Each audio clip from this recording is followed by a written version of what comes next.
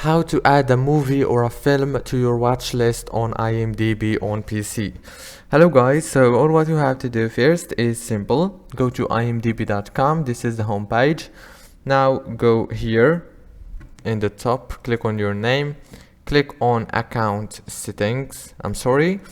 First you have to choose the movie, for example this one.